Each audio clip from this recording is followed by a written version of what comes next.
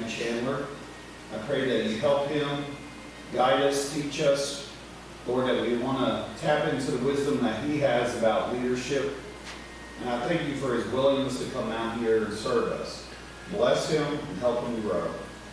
Lord, many people vocalize health concerns, family members who are hurting. A few of us waiting on scan results, getting ready to have a scan.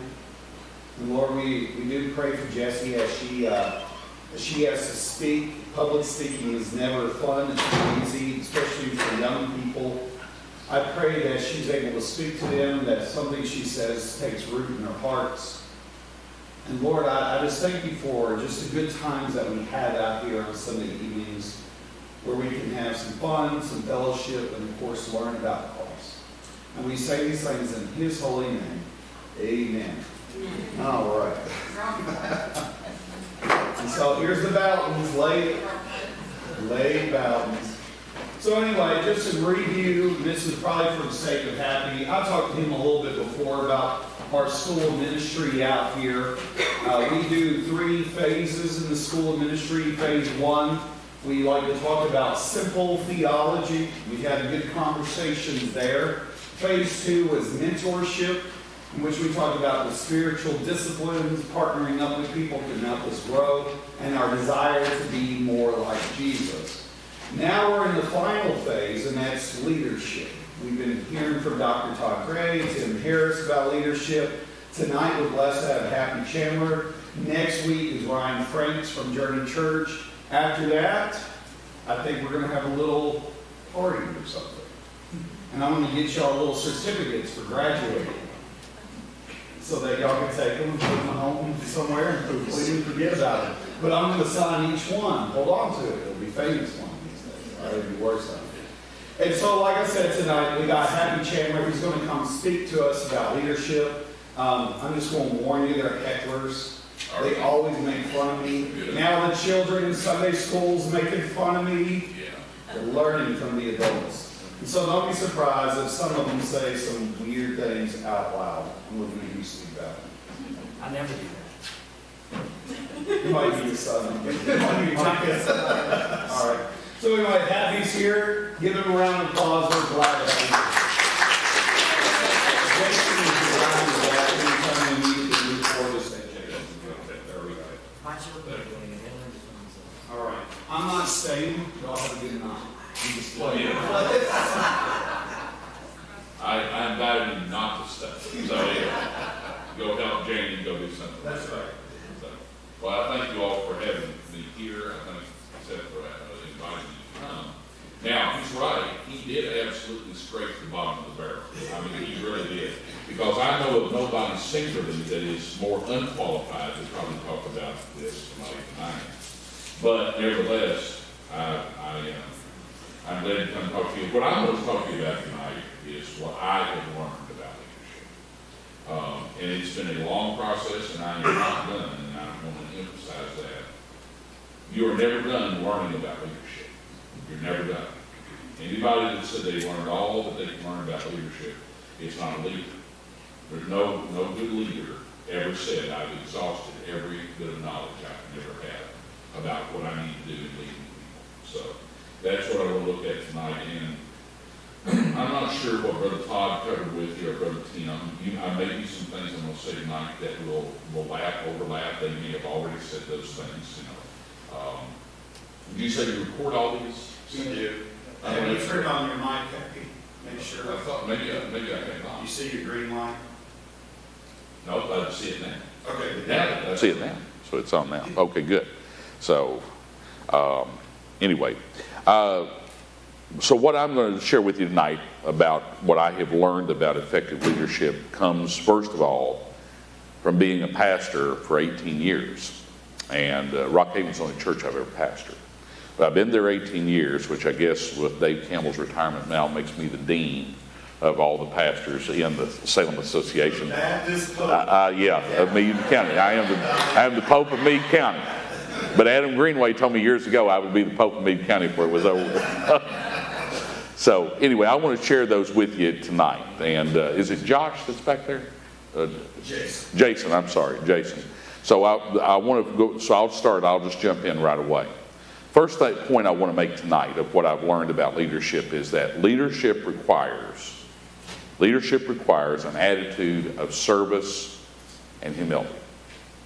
It requires it. It requires you to have an attitude of service and humility. Now, when I say this, what I'm going to approach leadership from, and I think as Christians we have to, but especially as a pastor, but as Christians, we need to talk about leadership. We need to base it in that this is spiritual leadership.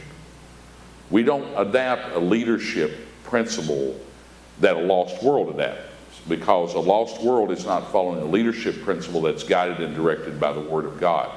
So when I talk about this, I'm talking about leadership from a spiritual standpoint, which, by the way, applies not just in the church, but all across the board. I wish we in this nation as a whole had people in political office that exercise spiritual leadership and realize that their leadership that they're given comes from God's hand. Remember what, when Jesus addressed Pilate, Pilate said, "Do you know who I am?" And Jesus said, "You would have no position except that my Father has given it to you." Now this is a pagan Roman governor, which the Bible says that he sat in that position simply because God permitted him to sit there. So when I talk about leadership as Christians, we need to understand that it is spiritual leadership, which translates all across the board.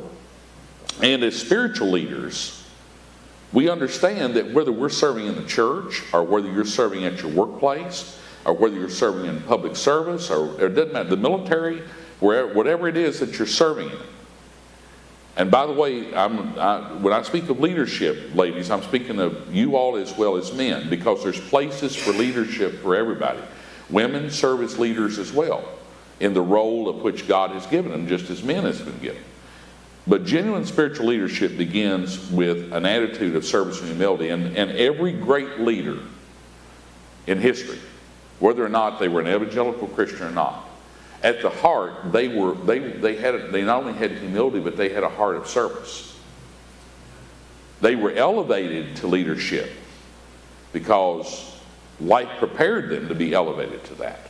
But at the heart, they had a servant's heart. They wanted to serve those that were either under their leadership or under their command or whatever. So tonight, as we go through, I wish I could even use more Christian examples than I use of leadership. But at least I want to use some Christian examples when I can. But I'm going to go back and look at history and look at people that really were good leaders, really great leaders in our nation's history that weren't necessarily evangelical Christians, but they adapted these principles that I'm going to talk about tonight, and that's what made them great leaders. So, first thing I want to say about leadership and service and humility is this, and I don't want to get bogged down because I want to be able to move through. Anybody that knows me at Rockhaven knows that I can get up and you don't know when to turn the spigot off when it happens, but I don't want to do that. I'm guest here. So, first thing I wanted to mention tonight is, though, when it comes to leadership begins in the home. In fact, it's the most important task that any husband or wife will ever have. Far and above anything that you'll assume in the workplace or in politics or in the military or anything else. Think of all the places where you have leadership. Leadership begins in the home. And when I say it requires an attitude of service and humility, I'm taking that directly from Jesus' words. When you think about Christ coming, what did Jesus do? There's nobody that was a better leader of people than Jesus. He took 12 men and led them to be prepared to establish his church. That's why he called 12 to do that. We know one didn't make it, but that one was replaced. But he called 12 to begin to establish his church. What did Jesus consistently exercise? This is the Son of God, God in flesh, that came to live among us. And yet, he was a person of tremendous humility before his Father and before others. He also was a man. No one could have taught us better about service. And what did Jesus say? When the man asked him, they came to Jesus and they said, "Rabbi, tell us, what is the greatest commandment?" What did Jesus say? Tell us the greatest commandment out of all of them. The Old Testament law, go all the way through, tell us what the rabbis, Jesus said what? To love the Lord your God with all your heart, soul, mind, and strength. And then what? To love others more than yourself. And he said all the law and the prophets hang on these two commands, and they did. They did. They hang on those two commands, beginning with the commandments given to Moses, and then all of the other law that is filled out all the way through. All the Old Testament law hinges on those two things: to love the Lord your God first, and then to love others above yourself. Place people above yourself. So when we learn about leadership, that's where we start right there. Great leaders do that, if they know the Lord. I mean, great leaders that know the Lord know that that's the most important thing right there. And godly leaders recognize that fact. And also, I'll tell you what else leaders recognize that I've come to understand. Leaders recognize that they have strengths, and you know what? They have weaknesses. Just because somebody's put in a great leadership position doesn't mean they don't have weaknesses. They do. And by the way, if they're smart, they know their weaknesses. They know where they're not strong, as well in the areas of where they are strong. And because of that, because they know there's areas they're not strong in, you know what they do? They seek to surround themselves with people that do have those strengths. Where they're weak, they want to bring other people around them that have strengths that they don't have. They're not intimidated by it. They want that. They know they need good people around them. And I'll say a little bit more about that, but they know that they have good people around them. And when I say humility, I want to take an example from history. I'm going to use a lot. I took my degree in history, okay, as a bachelor. I took my bachelor's degree in history. But except they're just not hiring a whole lot of history majors for high-level paying jobs right now. I wish they would, but I took it. But God called me into ministry anyway. I didn't know that. I got my degree in history for a completely different reason other than going into ministry. But it never stopped my love for it. And so I've studied historical figures that were great leaders all my life. I've studied them because I've always been fascinated. What made them an effective leader? And there's two military generals that stick out that were great leaders, but they were great leaders because of the attitude they exercised. One of them was Omar Bradley. There's only been five-star generals, I believe I'm correct. Now, military historians can tell me. Five-star generals. There's only been two. And two of them I'm going to mention tonight. Omar Bradley made 5 stars. Dwight Eisenhower made 5 stars. There's only been out of 5. I know MacArthur made 5, and I can't made 5 stars, and I can't tell you the other 2. Doesn't matter. I'm not going to talk about the other. I'm going to talk about Bradley. I'm going to talk about Bradley and Eisenhower, who, by the way, were classmates at West Point. Graduated in the same class, the class of 1915. Eisenhower became the Supreme Allied Commander. Bradley commanded the 8th Army, which was the main army that went ashore at Normandy. They had known each other all of their life. But when they came out of West Point, whatever they did, they both exercised great humility in what they did, even as they rose up the chain of command. Omar Bradley wanted to look like all the rest of the troops. And most of the time he did, except for he had to wear his stars. He had to wear his rank. That's required. He didn't have a choice. He was commander. But other than that, you would not have known Bradley from the rest of his shoulder because he didn't dress like MacArthur. He didn't dress like Patton. He didn't stick out. He just wanted to be known. And in addition to exercising humility, he really did love the men that served under him. He wanted to help them. He didn't want to hinder them. He wanted to help them as much as possible. And Eisenhower himself, Dwight Eisenhower said this. He said, you don't lead people by hitting them over the head. He said, that's assault. And you don't lead. Hitting people over the head is not leadership.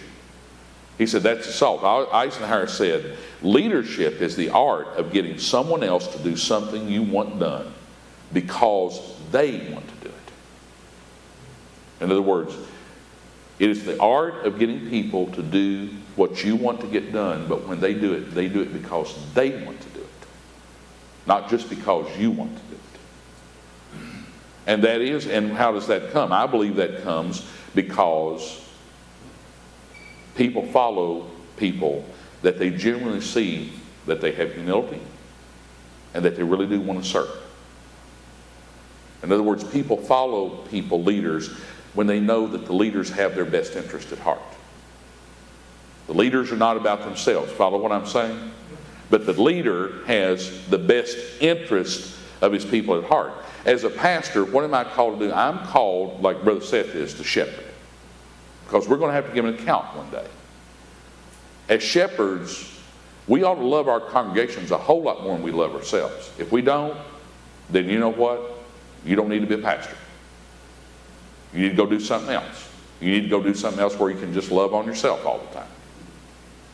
Maybe you get, a boardroom position. A lot of CEOs in this country, that's what's the problem with a lot of our business in this country. We've got people, CEOs and board members and heads, that they're not concerned about anybody but themselves. They're not concerned about their employees. They're not concerned about the people that serve under them. They're not concerned about trying to help the people that are under them. They're not concerned about raising up others that can be leaders as well. And I'm going to talk about that. I say, you're going to say, well, when you get into it, because if you're going to talk about it, talk about it. But I want to talk about the investing to leaders, investing to make other leaders, because that's what they do. But that's the problem. But as pastors, we're called to love our congregation because Jesus loves his church. And what did he tell the shepherds to do? Love my church. Love my people, shepherd my people.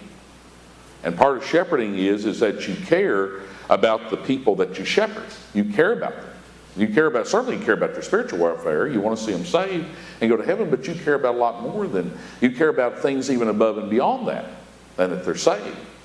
You care about them, you care about them from the standpoint of loving them as Christ would have you love them. So, great leaders cared about the people that served them. And by the way, they did.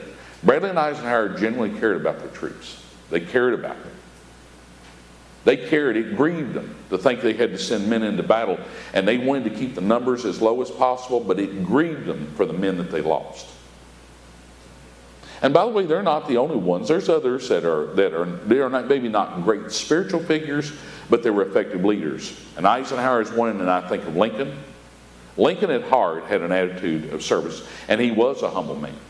Lincoln was a strong president, but it was never about him. It was about his nation. It was never about him. And you think there is no president that's ever been thrown into a tougher situation. Think about that. He presided over a nation that was splitting apart. Violently splitting apart. Americans wanted to kill other Americans, and did kill them. Killed a lot of them. And he had to preside over that. And yet, and all throughout his presidency, it was never about him. It was about the nation. He was very capable. We know that. He deserves great credit for helping hold this nation together, but he was a humble man.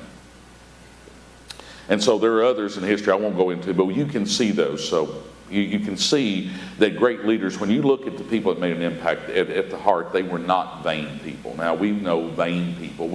There's famous historical figures that are vain, okay? And they had success. I'm not saying that. There's great historical figures that were vain, very vain, and they had success. But when you look at genuine great leaders, most of the time they're not going to be mentioned in there. Because great leaders led at a cost to themselves personally. They led at a personal cost. But they were great leaders because they led at a personal cost. Because it wasn't about them. It was about the people that they led. And that's why, and they realized that. So, the last thing I want to say about this particular point is there's another reason that great leaders were people of note. All great leaders, the great ones, and certainly we as Christians more than anybody else ought to understand this. So I'm just going to speak to us as believers. You will not lead anyone. You'll not lead anybody effectively. You won't lead anyone unless you have absolute good integrity. Good character. Character is everything. Every great leader had good character. I mean, there's been a lot of people that were in leadership positions that had horrible character. And we've got a whole history of people that were dictators, that their character was horrible. But most of them have been consigned what? To history's evil files. But the people that were good, that were great leaders, almost all of them were people of great integrity.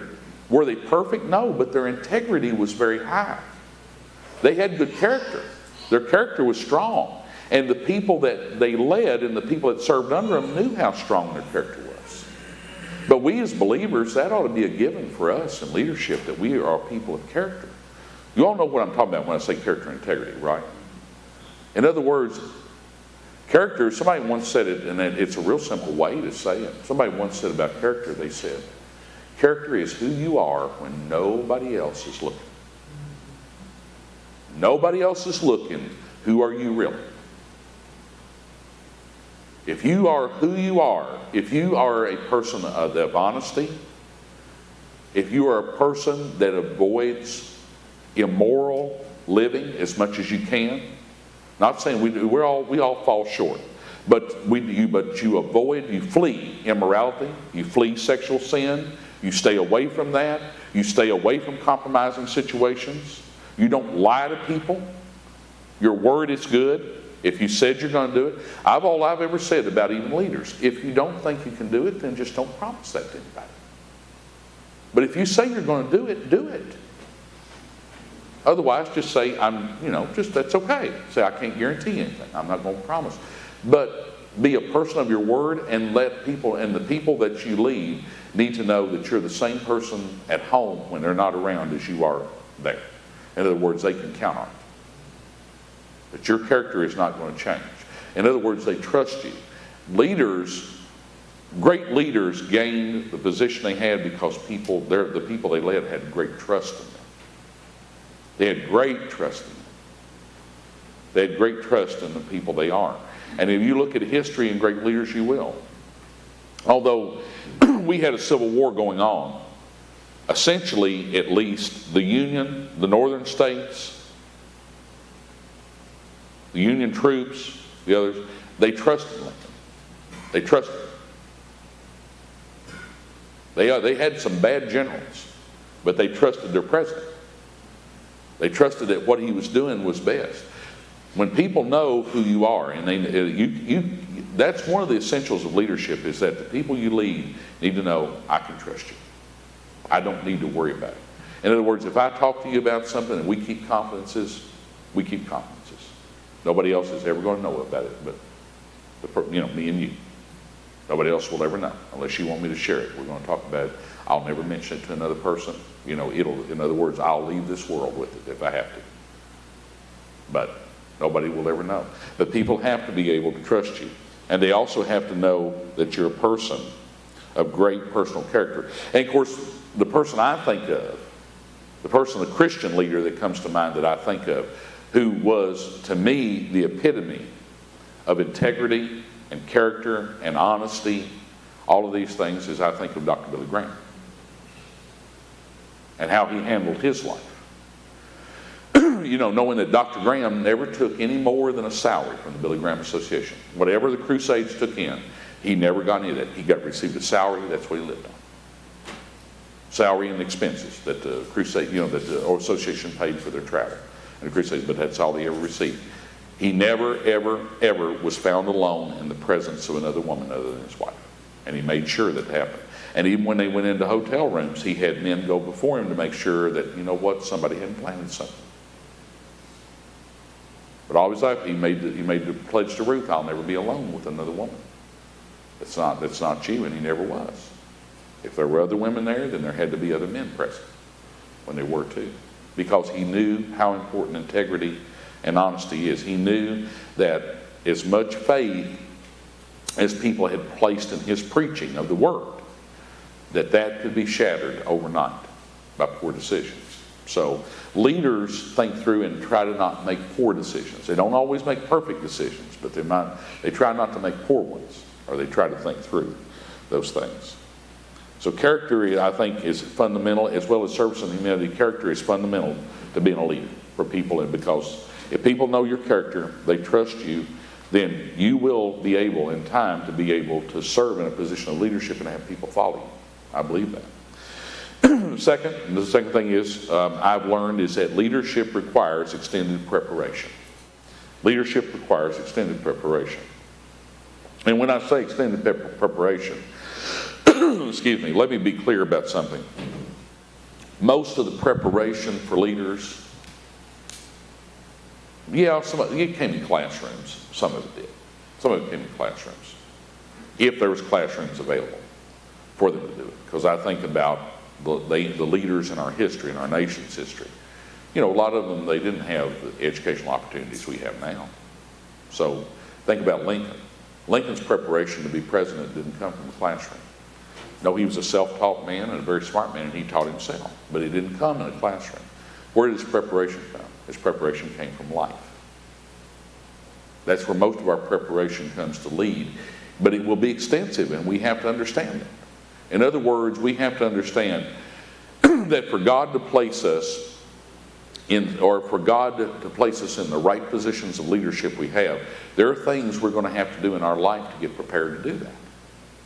Sometimes it can simply be that you do what you're doing now and do it well. And do it for God's glory and for the benefit of others. Just do what you're doing now. It's just a lot of little things in life we do that prepare us for leadership.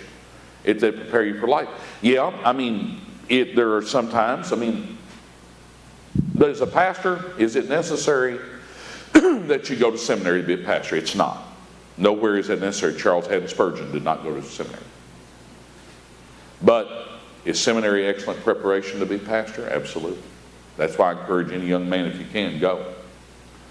Go. Anybody that's going to be a missionary, go. Because it's preparation that God wants you to do if you have an opportunity to do it. Is it necessary? No. But if you realize you've been called to do something, you want to prepare for it as much as you can. In leadership, good leaders, all great leaders, they prepared in the school of life. Through the circumstances they went through and through the things they went through. Some people say leaders are born. Most of them aren't born. Now, every once in a while, there may be somebody that they're so gifted that you can just see from a young age they're going to be a natural leader. Yeah, there's people like that. That God creates all kinds of individuals, right?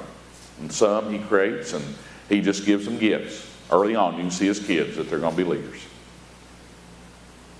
But most leaders, even great leaders, they weren't born that way. They learned to lead.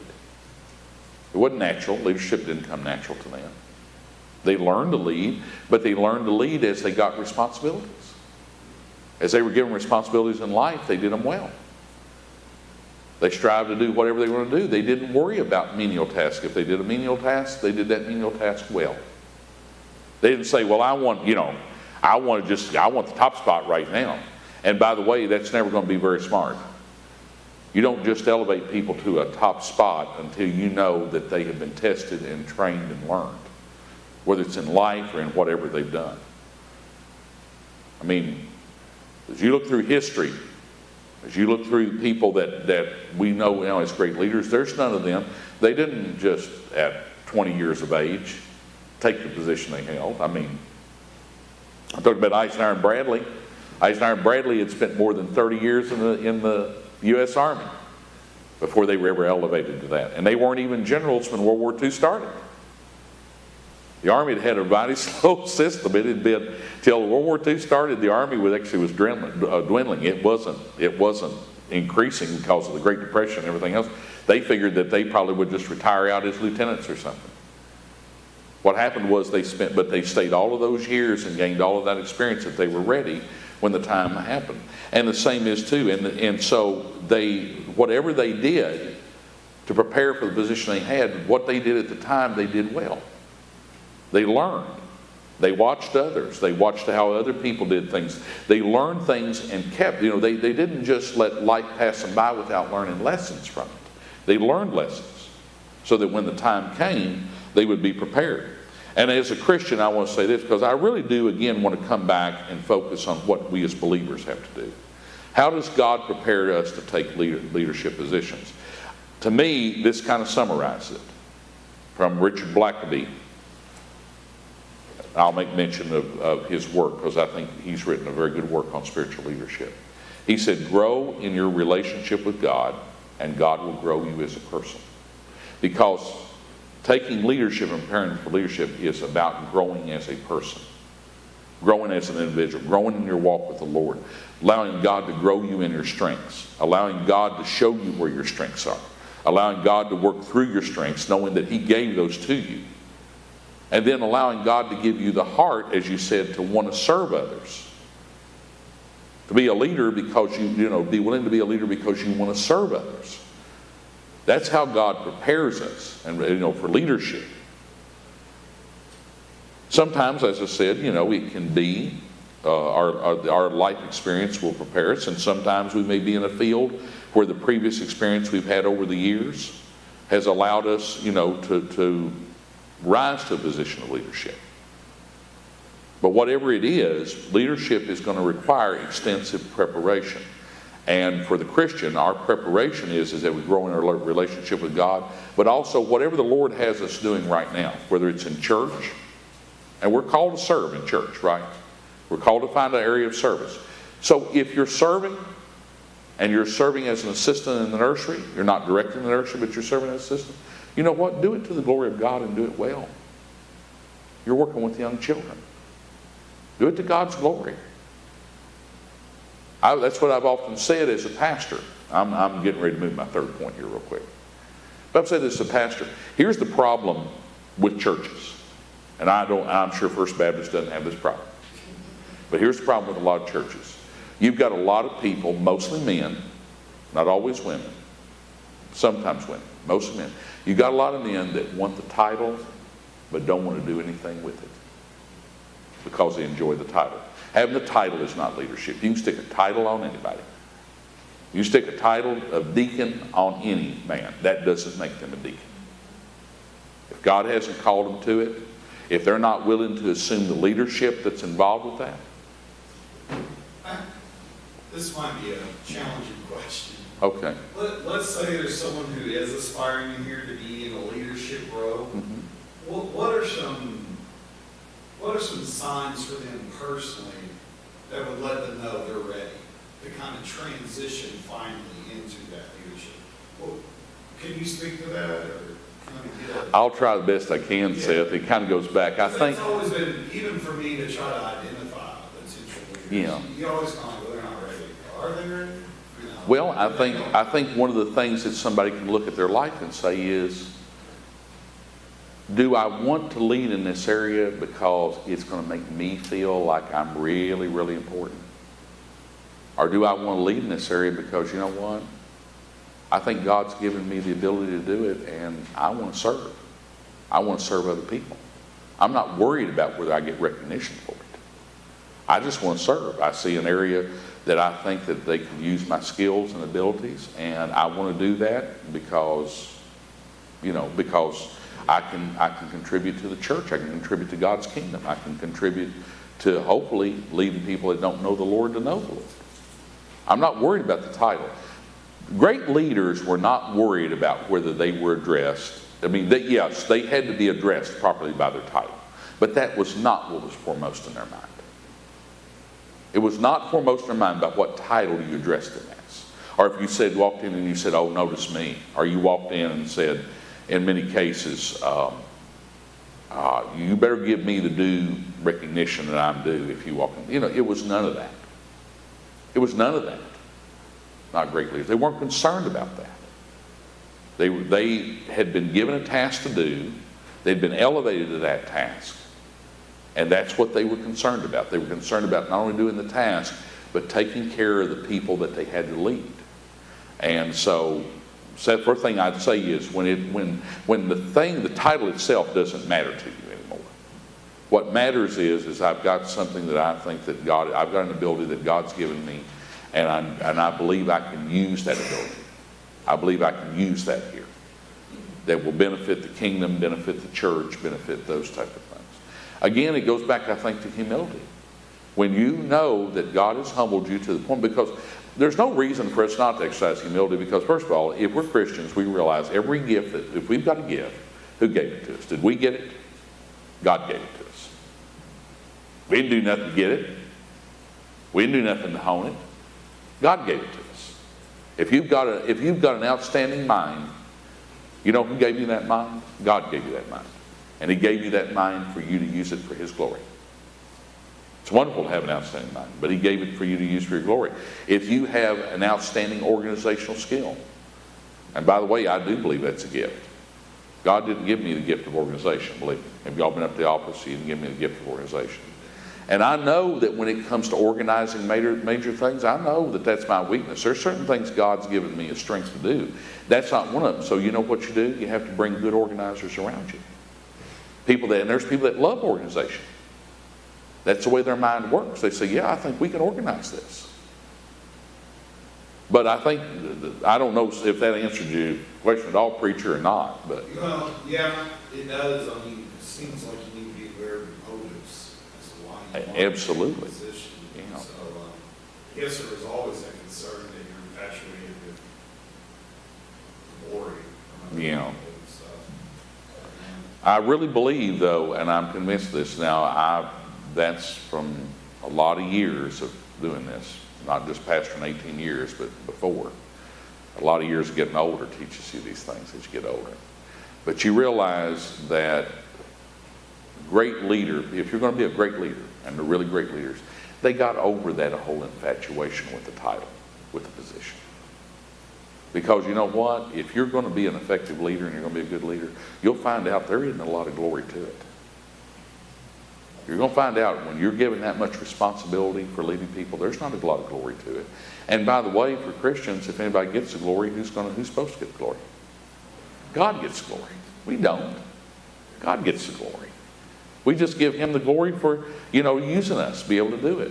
Because really, there's not that much glory in the position when you have it. When you have the responsibility of leading people. Now, I'm talking about in some cases people had to lead great numbers of people, okay? Generals and presidents and others and executives, they had to lead great numbers of people. But even if you're leading a small group of people, you still have a great responsibility in leading them. And you find out that, you know what, in the end, there's not a lot of glory to that. It's just a lot of it is doing the task that you've been assigned to do and the responsibility that you have for them. But if glory comes, then where does it need to go? It needs to go to the Lord. And that's the blessing we get anyway. As God is glorified through it, what does He do? He blesses our life, right? So that's what I would say, preacher, if you're talking about. The reason you're going to know that you're ready for more leadership responsibility is that's just, you're not infatuated with the title. You're not infatuated with that. That's not what matters. You're not infatuated with getting recognition for it. You're just saying, God's given me ability. I know I can use my gifts there. I know I can use my talents. I see a need, and I know I can do that. I see a need, and I know I can do that. It works a little different in I guess, in terms of, I'm thinking, when I think of military structure is a little different. People are promoted to a position in the military. You're promoted. You're promoted to that. But I also think about in public service and in public life, and we don't have near much of it. At least there was a time, some of the great leaders in history, I mean, why did Lincoln run for president? Why did he run for president? Because he saw the shape this nation was in and he believed he could do something to help. That's why he ran. And I think nobody surprised him as much as anybody when he won. It surprised him when he won the office, but he ran because the Republicans nominated him, the early Republican Party, because he saw a nation in trouble and he believed he could do something to help. But he also, to know that. So I think that's what it is. It's part of the preparation is that in your preparation to lead, you get over the fact that you're going to need to be recognized for everything.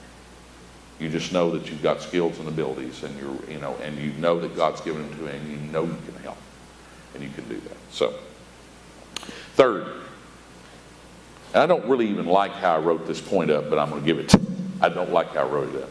Leadership requires clear communication of an intended goal. I don't even like the way I wrote that up after I did, and I'll explain to you why I don't. Yes, it is true that leadership requires clear communication. Yes, it is true that leadership will require a goal. But we're going to find out as believers that our goals are different than the world's goals. All leaders will have to be effective communicators. Now, were most great leaders natural communicators? Believe it or not, most of them were not. Because when I say communicator, I'm not talking about a highly charismatic person that speaks like Martin Luther King Jr. did. Most leaders were not great communicators. They said very effective things. But let me back up and say that. They didn't start out as great communicators. They became great communicators. They didn't start out that way. That was not their natural thing. You all know, don't you, the vast majority now, there is your pastor and me. But most people are not us. Most people are not extroverts or introverts, right? A number of great leaders have been introverts, naturally. It was not natural for them to be an extrovert. Circumstances of life placed them where they had to become good communicators. Even if they weren't, they were. And all leaders are good communicators. Now, what do I mean by good communicators? They're clear in what they say. People understand what they say. And the reason I say that is, again, and maybe I'm guilty of it myself, is I'm not going to ever name any names. But in public life, I could give you numerous names, and I'm not going to, of people that every time they open their mouth, it's a word salad. You know what I'm talking about? When I say word salad? They talk and they talk and they say nothing. Nothing. You've told nobody anything. And apparently it was intentional. You didn't intend for anybody to understand what you say. No leader does that. A leader is clear in what they're saying.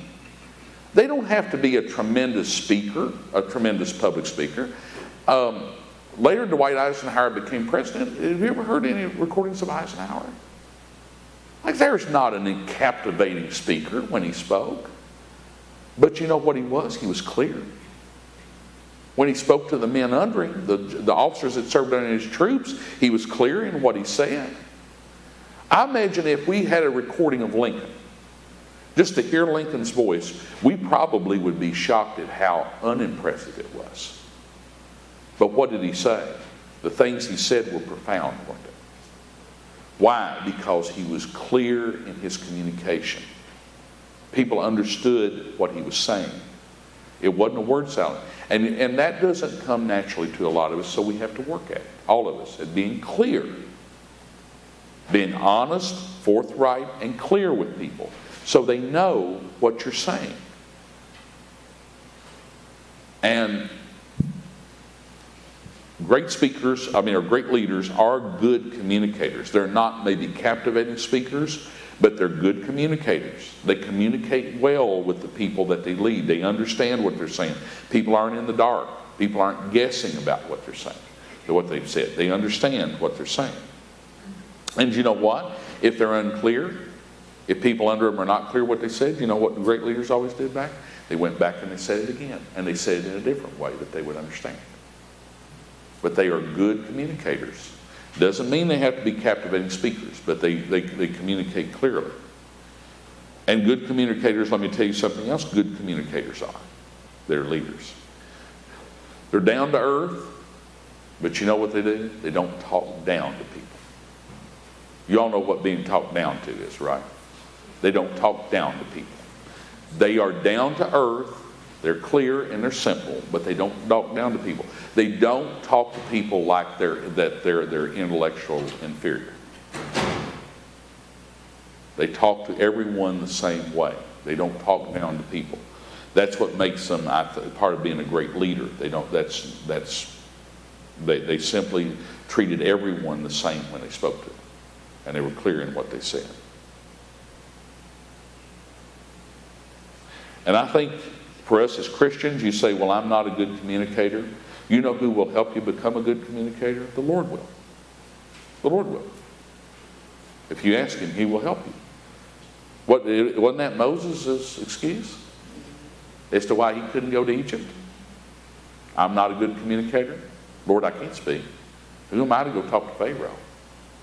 Now, you talk about leadership. He got an assignment, didn't he, from God? He said, you're going to go, I'm going to bring them out, but you're going to lead them out. Now, Moses didn't bring them out of Egypt. God brought them out, but what did he tell Moses? But you're going to be my spokesman, right? You're going to lead them out when the time happens. I'm going to bring them out, but you're going to lead them out. And God said, well, who made your tongue? Who made your mouth? And you're going to tell me that... And of course, he did finally. He said, okay, I'll send Aaron along. Okay, I'll send your brother along.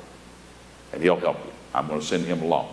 But what did he tell Moses is, Moses, I can make you every bit of the communicator you need to make. And by the way, I believe it before it was over with, it was. Aaron might have started out being sort of his mouthpiece, but Moses developed him to be the man that was able to speak to Pharaoh, the man that was able to say, God has said, my God has said, let my people go. Or else I will strike you with this plague. Or else I will strike you with this one. So who caused that to happen? God caused it. So if you're not a good communicator, the Lord will help you to become a good communicator. If you know that you're being called to lead somewhere and you say, but I'm not really good, Lord, at communicating, you know what? God will say, I'll give you the ability. I'll give you the strength. If you want to do that, I will give you the ability to be clear and be a good communicator with people. But I'll also tell you something else along that line. And if you were all at Rockhaven, people would be laughing now because I always say, oh, by the way, there's something else I want to add to that. But there is something else I want to say. Is leaders that are good communicators, the people that were under them, you know what they did? They took time to get to know them. In other words, they didn't act like CEOs in an office and dictate things. That's what CEOs do.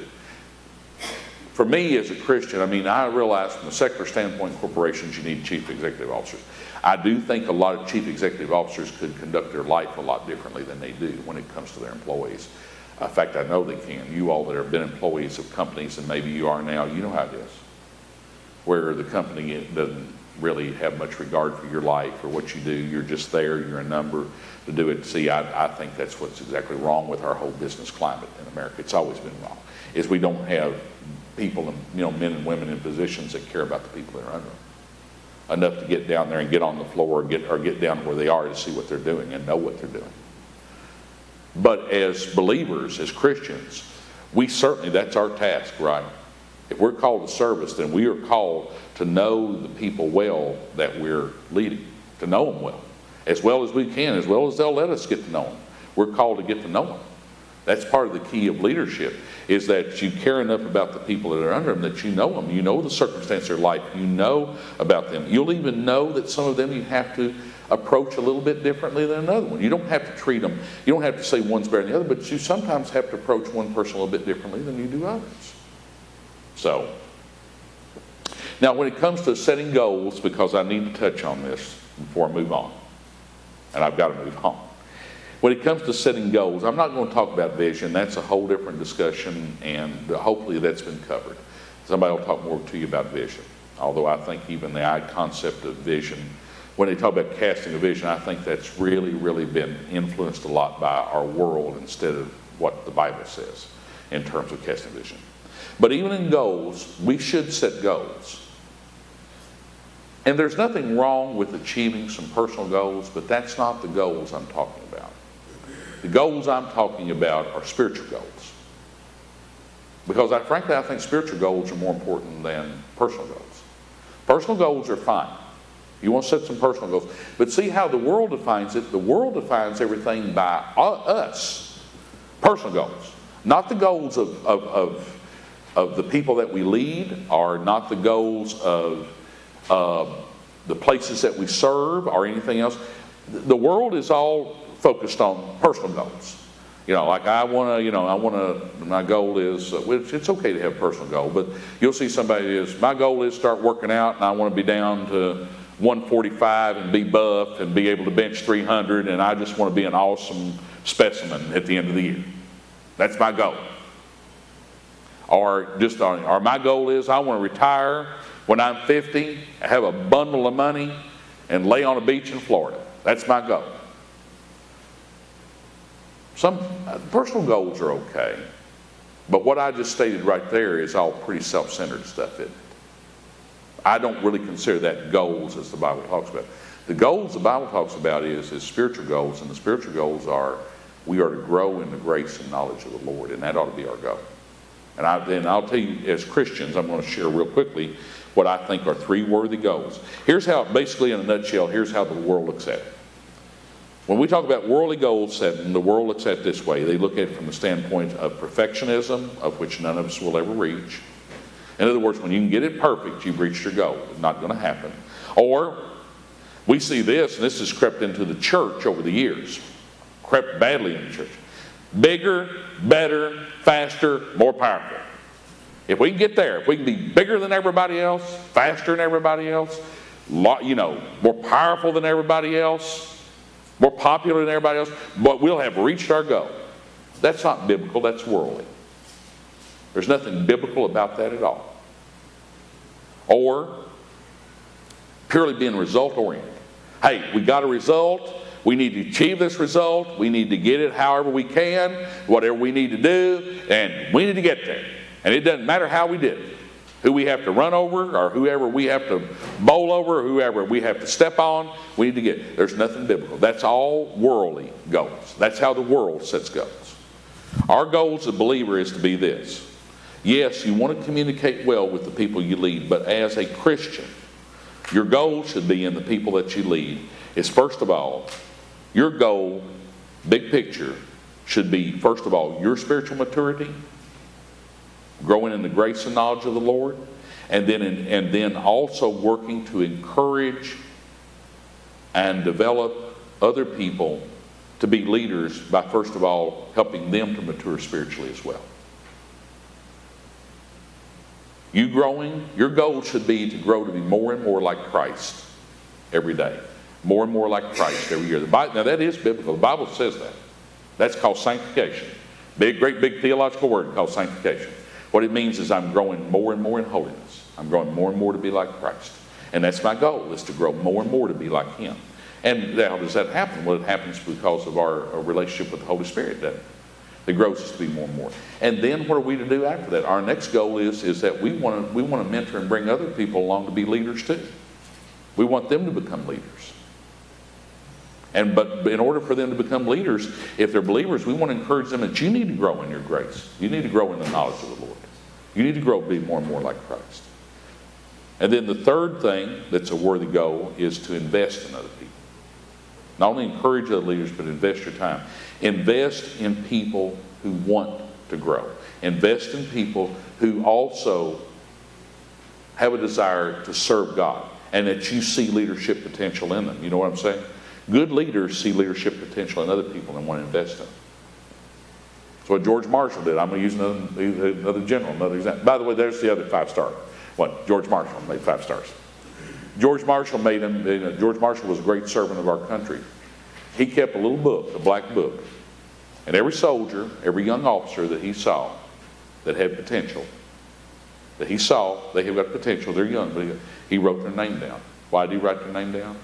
Because as it came time to promote people, he went back to those men and encouraged them through promotion to grow in leadership. And it's just a good example of what we are to do. We're to do that. And who you say, well, how do there'll be some people that don't want to be invested in. Some people don't want to do anything. You know what you have to do?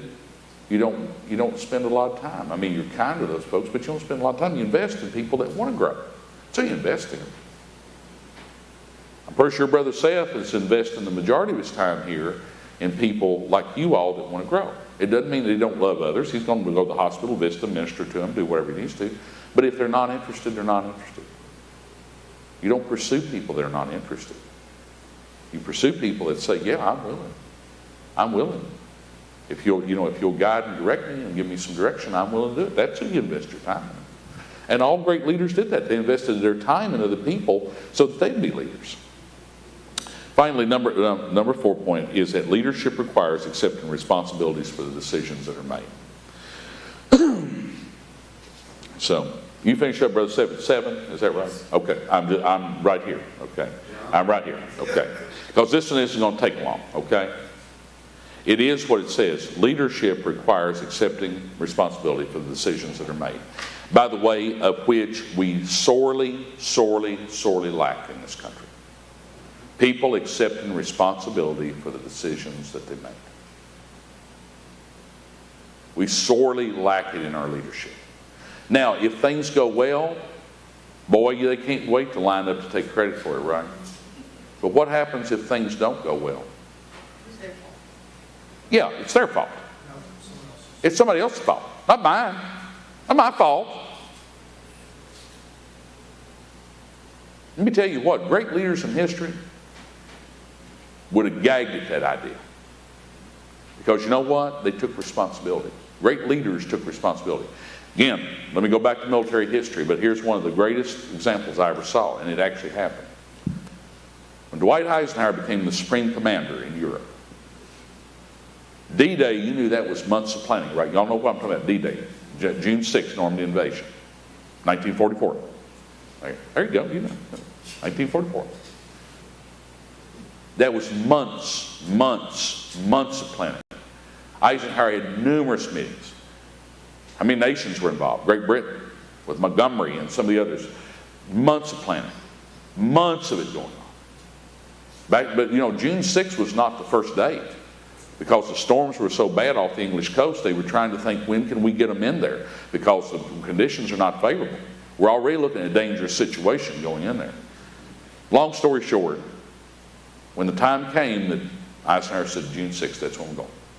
He said, I feel we have to go. Let's go. He sat down and he wrote out and gave to Beadle Smith, who was his chief of staff, a letter. It never got sent, but it was ready to be released to the press. In there, Eisenhower said essentially this: the Normandy invasion has failed, and I take full responsibility for the outcome. Never got released, but had it failed, it would have been. Because Eisenhower gave it and said, I take full responsibility for the loss. Great leaders do it. When they make a decision, good or bad, however it goes, they take responsibility for it. And by the way, if it succeeds, you know what? They didn't give all the credit to themselves. You know who they gave the credit to? All the other people involved in it that made the decision happen. They gave all the credit to other people that helped make the decision happen when it succeeded. Great leaders, they did not take full credit for it. But you know what? When it failed, they took responsibility. They made the decision. People, I do believe that people will follow leaders that will admit their mistakes. Because you know what it tells them? They're humans just like we are. They're still leaders, but they're humans. They're capable of making a decision that doesn't go right either. I think people will still follow them. In fact, many times when people accept somebody as their leader, they'll do what they can to help them try to correct their mistakes if it went wrong. The people will do that. Because they realize they can still make mistakes. You remember our President Harry Truman? You all heard of him? Harry Truman had something on his desk that I don't think any other president has had since him. But he had it. It said right there on his desk, he said, the buck stops here. And it does. Because he knew it just stops here. I'm the president, it stops here one way or the other when it comes. So, and I really had one fifth point up there is, the fifth point is leadership requires a lifetime of learning. I started being a learner of leadership a little bit later than I should have, but you know what? You don't have to. Leadership requires a lifetime of learning. You will learn all of your life about what it is to be a leader. You don't ever stop learning. I mean, that's really, that very rarely ever happens, and I make a point and say that's all I got to say about that, because it does say that. It requires a lifetime of learning. Am I still learning? Absolutely. Is there a lot that I have left to learn even at nearly 63? Yes. Because it won't quit. As long as I'm in a position of leadership or a pastor or anything, I will be learning because I still have much to learn. And I was talking to Seth about this. Seth wants me to give him these books. He's been campaigning for them. But these are just three that I have over my life I've read. There's other, and I don't have a massive shelf. My gosh, that's why I laugh. I don't have 2 shelves of leadership books. I don't. Probably should, but I don't. But Spiritual Leadership by Henry and Richard Blackaby was the first book I ever read on leadership. And it still has stuck with me. because it's written from a Christian standpoint. It's called Spiritual Leadership. So it's written as a Christian. The other one I've read is because I admire him so much and what God did through him at Metropolitan Tabernacle is Charles Spurgeon. And it talks about Spurgeon on leadership, and Charles Spurgeon was a leader. He led the most effective ministry in London when he lived in the 19th century. There was no more effective pastor in London than Charles Spurgeon. Metropolitan Tabernacle drew 2,000 people a week to hear his messages when there was no microphone, there was no audio, other than just the reverberation of him preaching through there. He drew, but he was a leader. But you know what? This is all about spiritual leadership too. This is a man of God. This is all about spiritual leadership. And then the other one that's about spiritual leadership is written by Albert Mohler. And Dr. Mohler's not perfect, but I have the greatest respect. Well, he'd tell you that. No man's perfect. So, but I have the greatest respect for him, and he wrote on the conviction to lead. And you know what? He has led Southern Seminary. He has. And he's led it well. And he continues to lead. But his book is still in print. You can still find it. That's a very young-looking Al Mohler. Let me tell you, leading puts some years on you.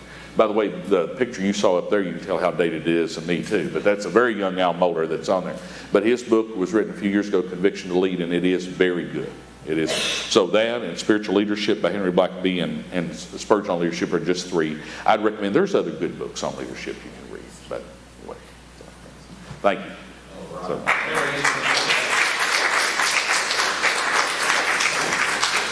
We really appreciate you, Pastor Happy. We're going to dismiss in a word of prayer, and I'm sure he'll hover for a few minutes if you want to come by, shake his hand.